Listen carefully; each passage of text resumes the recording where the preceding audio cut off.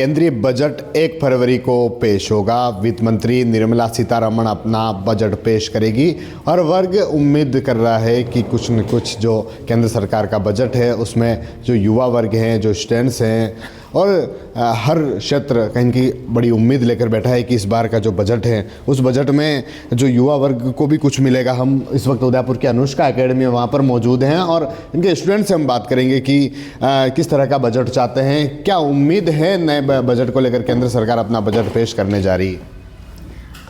I think the most important thing is to raise the public expenditure on education to up to 6%. That is recommended by the NEP 2020. Also, the government can introduce a Digital Bharat for Education initiative. And we can transform our classrooms into smart ones with AI-based technology. युवाओं के लिए क्या होना चाहिए, क्या किस तरह का भविष्य, क्योंकि आज के समय में युवाओं की बात होती है, रोजगार की बात होती है, तो क्या लगता है किस तरह की रोजगार के क्षेत्र में उपलब्धियां होनी चाहिए या फिर क्या युवाओं के लिए क्या होना चाहिए? I believe first of all we need to change our education system from degree oriented to job oriented. I think that's the most important thing, and then we should focus on skill training and vocational training. हम और कुछ जो लोग हैं उनसे बात करेंगे। आप बताएं किस तरह का बजट चाहती हैं, क्या उम्मीद केंद्र सरकार से करके बैठी हैं कि इस बार बजट में केंद्र सरकार हमारे लिए ये कर सकती है। सर एजुकेशंस मतलब जो स्टूडेंट्स हैं उनके लिए एजुकेशंस मतलब अच्छे से जैसे डिजिटल हो, ठीक है, क्लासरूम्स अच्छे से हों और बुक्स हो, मतलब जो जैसे चैट जीपीटीज़ हैं और एआई है, ऐसे हमें अच्छे से मतलब मोटिवेशनल मिले ऐसे।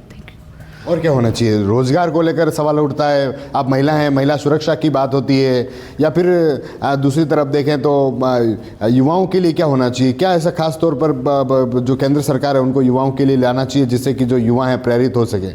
सर गवर्नमेंट ने स्कीम्स भी निकाल रखी हैं इन चीज़ों के लिए, वुमेंस के लिए हेल्पलाइन नंबर निकाल रखे हैं और स्टूडेंट्स के लिए हेल्पलाइन नंबर भी एजुकेशन के लिए, और जैसे वुमेंस के लिए जैसे रेप होते हैं तो उनके लिए भी डेवलपमेंट कर रखा है कि आप इस चीज़ पे कॉल करिए। और जैसे बस यस। आप बताएं क्या सोचती हैं आप, कैसा बजट चाहती है केंद्र सरकार से, क्या उम्मीदें हैं इस बार की? सर जैसे कि आपने अभी बताया कि वुमेन की सेल्फ इंडिपेंडेंस के लिए जो है, तो मेरे हिसाब से कि उनको जैसे कि एजुकेशन पे तो गवर्नमेंट फोकस कर ही रही है, उसके साथ साथ उसको दूसरे फील्ड पे भी ज़्यादा फोकस करना चाहिए। जैसे कि स्पोर्ट्स हो गया, तो उसमें क्या किया जाता है कि वुमेंस को बैकवर्ड कर दिया जाता है, तो उनके लिए वुमेन इनिशिएटिव प्रोग्राम स्टार्ट करने चाहिए जिससे कि वुमेंस को स्पोर्ट्स में प्रमोट किया जाए। और ऐसे भी जैसे कि फाइनेंशियली प्रॉब्लम होती है बहुत सारे लोगों को, जैसे रूरल एरिया के जो बच्चे हैं, यूथ है, जो पार्टिसिपेट नहीं कर पाते, जो प्रॉपरली एजुकेशन के फील्ड में तो नहीं जा पा रहे, तो वो कोई दूसरा ऑप्शन जैसे कि स्पोर्ट्स को चूज़ करे, तो उसके लिए जैसे कि फाइनेंस की प्रॉब्लम उनको होती है, तो उसके लिए उनको स्कीम्स निकालने चाहिए कि वो फाइनेंस थोड़ा कम कर दे ताकि जो बच्चे हैं वो इंकरेज हो, पार्टिसिपेट करे और आगे स्पोर्ट्स में ज़्यादा जाए। महंगाई को लेकर बड़ा सवाल उठता है, आप भी एक महिला हैं, घर चलाने के लिए महंगाई की बात आती है या फिर पढ़ाई के लिए, एजुकेशन के लिए, तो क्या लगता है किस तरह का कुछ होना चाहिए?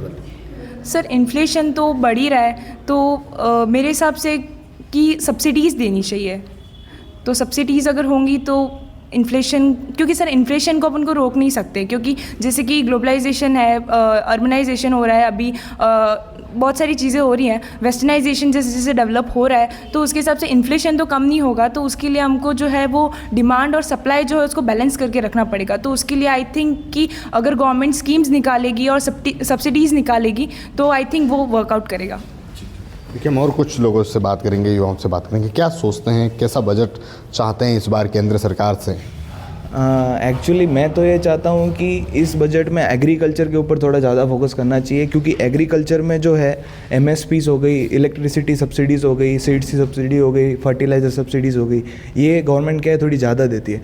इसको कम करके रिसर्च एंड डेवलपमेंट पे ज़्यादा फोकस करना चाहिए, क्योंकि रिसर्च एंड डेवलपमेंट पे जो अपना फोकस है बहुत ही कम है, बहुत ही मिनिमम है।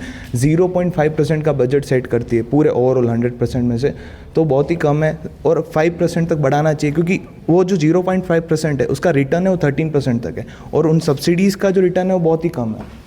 तो मेरा तो ये है कि एग्रीकल्चर पे थोड़ा रिसर्च एंड डेवलपमेंट में फोकस ज़्यादा करना चाहिए। यूथ के लिए क्या होना चाहिए? यूथ को लेकर क्या सोचते हैं? स्किल्स पे ज़्यादा फोकस करना चाहिए, ये रादर देन वो ऐसे डिग्रीज वगैरह परस्यू करने के लिए, और मोस्ट ऑफ बिजनेस को ग्रो करना चाहिए, बिजनेसेस और एंटरप्रेन्योरशिप को। सबसे बड़ी महंगाई की मार है आज युवाओं के, हर व्यक्ति के, उनको लेकर क्या होना चाहिए और देश की आर्थिक जो स्थितियाँ हैं उस पर क्या ऐसा हो सकता है? महंगाई सर इस टाइप में देखें तो महंगाई इतनी नहीं है। महंगाई की रेंज जो सेट करके गवर्नमेंट ने वो 2 to 6% तक होनी चाहिए। वो एक नॉर्मल रेंज है और बेस्ट रेंज है। उससे ज़्यादा जाती है तो हाइपर इन्फ्लेशन में चला जाता है। तो 2 to 6% है तो अभी हमारा नॉर्मल 5.5 समथिंग कुछ है, तो वो एवरेज है और ठीक है। तो भी उसे कम करना चाहिए, 4% पे लाना चाहिए, वो एवरेज है। और देखा जाएगा तो कि मतलब कंज्यूमर प्राइस इंडेक्स जो है उसमें इन्फ्लेशन ज़्यादा है, बाकी ना कि होलसेल प्राइस इंडेक्स में। ठीक है, आप बताएं किस तरह से बजट देखती हैं, कैसा बजट चाहती हैं, उम्मीद क्या लेकर आए हैं इस बार केंद्र सरकार से हैं? सर जैसे कि जो इनडायरेक्ट टैक्सेस होते हैं, एजुकेशन रिलेटेड सर्विसेज होती है, जैसे कि जो बुक्स होती है, ई लर्निंग प्लेटफॉर्म्स है, और जो भी एजुकेशन में जो स्टूडेंट्स को नीड्स होती है, जिन चीज़ों की जो ट्यूशन फीस होती है, उन सब पे इनडायरेक्ट टैक्स GST इतना हाई होता है कि वो नहीं, उसको इकोनॉमिकली उसको नहीं प्रीफर कर सकते। तो मुझे लगता है कि जो भी हमारी बुक्स होती है, उनकी प्राइस हो गई, ट्यूशन फीस हो गई, इन सब में गवर्नमेंट को थोड़ा कम करना चाहिए, क्योंकि अगर यूथ पढ़ेगा तो वो आगे जाके कुछ ना कुछ अपने देश के लिए अच्छा करेगा। अगर आप कोई सी भी बुक ले लो, अभी मैं किसी बुक का नाम नहीं लूँगी, पर बुक्स इतनी महंगी है कि लोग बाग इतनी महंगी बुक भी हो रही है और वो ख़रीद नहीं पाते हैं। स्टूडेंट्स कोई बुक लेने जाते हैं तो कोई नहीं ख़रीद पाता है, सोचता है कि ये बहुत सारी प्रॉब्लम्स होती है उनके, तो बुक्स को सस्ता ऐसा मतलब उनमें करना चाहिए गवर्नमेंट को। और जैसे कि इंफ्रास्ट्रक्चर की बात हुई, एक अच्छा इंफ्रास्ट्रक्चर मिलना चाहिए स्टूडेंट को, और बजट आ रहा है तो गवर्नमेंट को इसका ध्यान रखना चाहिए कि एक अच्छा वातावरण मिले जिसमें बच्चा पढ़ पाए और आगे देश के लिए कुछ कर सके।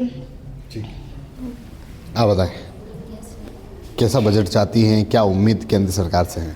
Sir, as India prepares for the upcoming union budget, we look forward to initiatives like Green Initiative to promote renewable energy and sustainable development. And as the demand for clean energy rises, we expect the government to introduce enhanced financing schemes such as low taxation and tax incentives and subsidies to make solar installations more affordable, and promoting the Pradhan Mantri Suryodaya Yojana scheme, which will further drive the solar adoption and create new employment opportunities. युवाओं के लिए क्या सोचते हैं आप, क्या होना चाहिए युवाओं के लिए?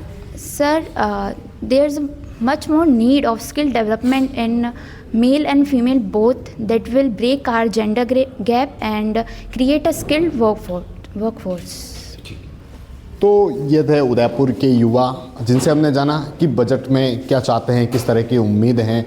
एक तारीख को जो वित्त मंत्री निर्मला सीतारमण है अपना बजट रखेगी, उसके बाद जो लोग हैं, क्योंकि उम्मीद हर वर्ग का, चाहे युवा हों, चाहे हर क्षेत्र से महिलाओं हों, उद्यमी हों, और इनका कहना है कि केंद्र सरकार बजट इस तरह से दें कि हर वर्ग जो उम्मीद लेकर बैठे हैं उस उम्मीदों पर खरा उतर पाए। TV9 के लिए राजेश डांगी।